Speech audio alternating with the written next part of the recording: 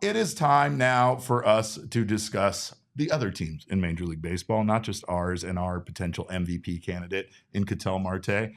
We would like you to take a look now at our MLB Power Rankings because, of course, we're trying to hurt feelings. Jesse, you wanna explain yourself here some more? I do like what I see at the top. I do like the direction that this has gone to at the top. Yeah, so the Dodgers dropped 3 spots. So Got him. I imagine you're not too disappointed with Not that. even a little bit. The Atlanta Braves lost Spencer Strider for the year, and I'm not sure that it actually matters because right now, Derek, the Atlanta Braves, we do have ranked number 1. Have an 842 team OPS, and the next highest team is the Brewers at 796. That's insane. The how many hitters do the Diamondbacks have with an 842 OPS? And they're a team that's actually started pretty well offensively, right? And they're deep. Ketel Marte and Blaze Alexander and Jock Peterson. Blaze. That's it. The guys that we've talked but about. But both Blaze and Jock are part-time players. Blaze right? has an 846 OPS Blaze on the has played a dot, lot. 1043 for Jock, 976 for Ketel. Blaze has played a lot. Whew. That's pretty impressive. Yeah, it's so anyway. Yes, the Braves can hit, and so I have them ranked number 1 because they just had a really good week. They're 12-5, and their offense is so ridiculously good that it might not matter what their pitching staff looks like. Apparently, We talked about it too. They have Bryce Elder just sitting in AAA, ready for when they had a starting pitcher injury. The guy was an all-star last year. He probably was better than he should have been last year, but I just, that's just crazy. That's wild. The Braves are they're just a team that can't be stopped at times. And I think that when we look at the construction of this team, the ups and downs that they might have at times, even though the downs there's not a lot of downs, but obviously the postseason last year didn't go their way. But this team is just poised to strike, I feel like, at any time, no matter how much loss they experience. When you talk about the Diamondbacks, they've been severely handicapped by the injury losses that they've experienced. And if they were to lose a pitcher the quality of Spencer Strider, I don't know what I don't know what the mood would be like with this team. I don't know how they could go on and continue winning. And that's something that the Braves just seem built to do. When you have that kind of star power in your lineup, it covers for so many other things that could go wrong. Yeah. And that's maybe a weakness, I guess, for the Diamondbacks in some sense that we've seen a little bit of. I mean, their offense has still been holding their own on the whole, as we'll get to in a second, but they don't have quite the star power in the middle of the lineup that the Braves do. For the Diamondbacks, the depth of their lineup is a really important thing. And so if you lose a couple of those pieces, suddenly, things start to feel a little bit different. Right. But running down the list, we can pull up the full list again.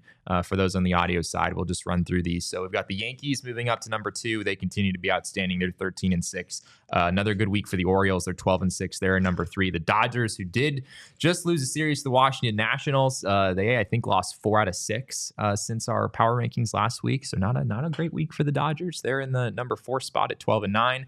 Then we've got Guardians, Royals, who continue to win and now have the best run differential in baseball at +40. The Milwaukee Brewers are at number 7. They're 11-6, continuing to play well. The Rangers, they drop a few spots. They're 10-9 now. Still a pretty good team, obviously. The Phillies had a pretty decent week. They're up to 11-8 on the season. They're in the number 9 spot. And then we have the Chicago Cubs rounding things out at number 10. They, of course, just took 2 out of 3 from the Diamondbacks. The Phillies with a -6 run differential.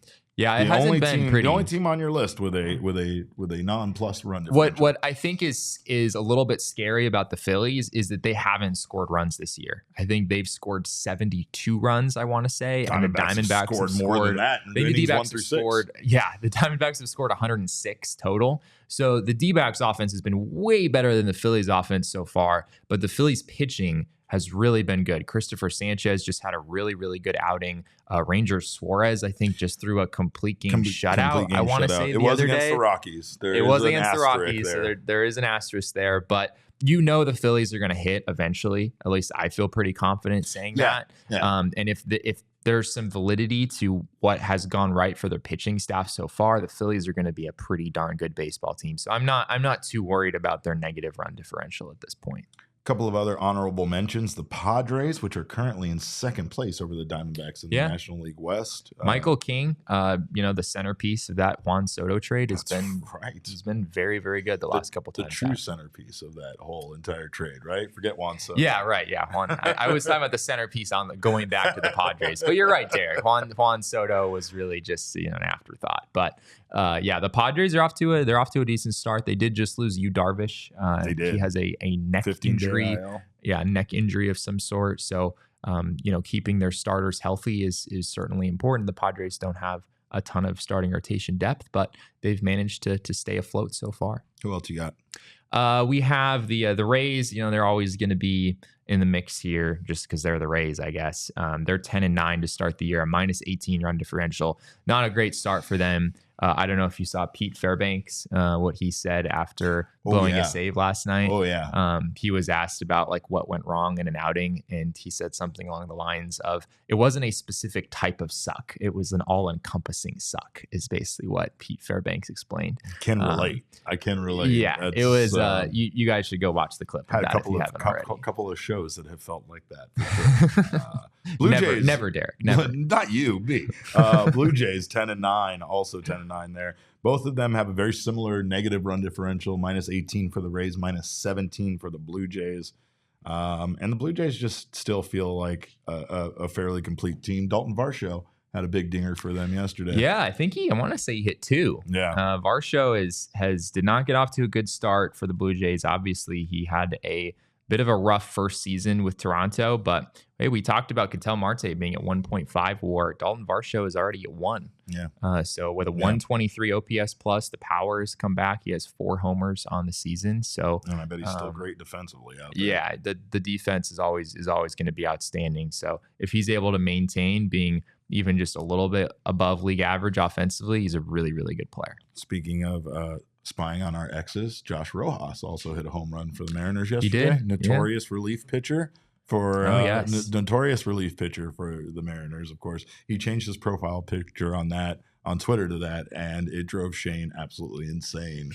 Shane wants to know, is this some sort of game to you? But Josh Rojas did get Shane's back with a dinger yesterday. Yeah, Josh Rojas has had a really good year offensively, so I'm not really knocking Josh Rojas. I did think that was a little odd, though. Like, when your team it'd be one thing if you had to pitch because you're getting blown out, but you're like 6 games over 500 or something. But the Mariners got off to a really bad start, and Josh Rojas making an appearance on the mound was not a happy thing for them or their fan base. So I'm kind of curious how other Mariners fans felt about that. It's how Josh felt about it. He felt like it was hilarious, so he wanted to make it his profile. I guess so. Did he give up any runs in that outing, Jesse? I don't believe he did. I think he gave up 0 runs in that outing. So can I find maybe the man is just proud. He's made 2 appearances for the Mariners.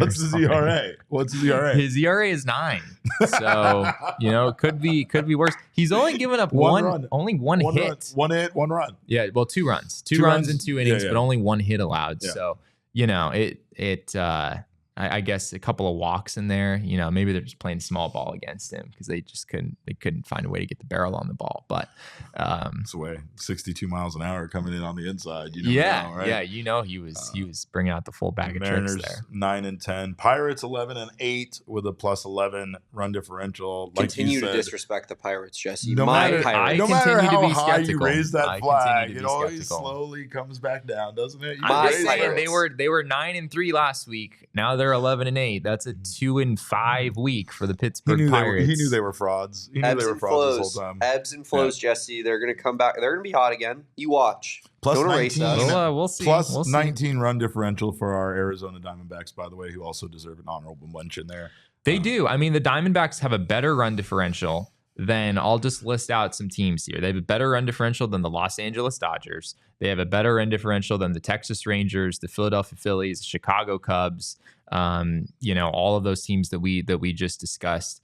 they've scored a lot more runs than their opponents. And They played 7 granted, games against the Rockies. yeah, granted, they beat the Rockies 16-1 on opening day. So, if you want to play the game or you take that away, suddenly they look But they a also little beat bit the more Yankees average. 7-0, right? Like They it's not did. like it's not like all of the dominating wins have been against weak teams, right? And as we've talked about at length, like it's not all that hard to imagine this 9-10 Diamondbacks team being, dare I say, 14-5 if they avoid a few crucial mistakes at inopportune times. And particularly, if they were able to get a little bit healthier. Of course, it's always tough playing like the what if game with health, because every team deals with that. Yeah. But just on the basis of like mistakes that like a major league team really should not be making, Diamondbacks have had quite a few of those here in the first few weeks. Look at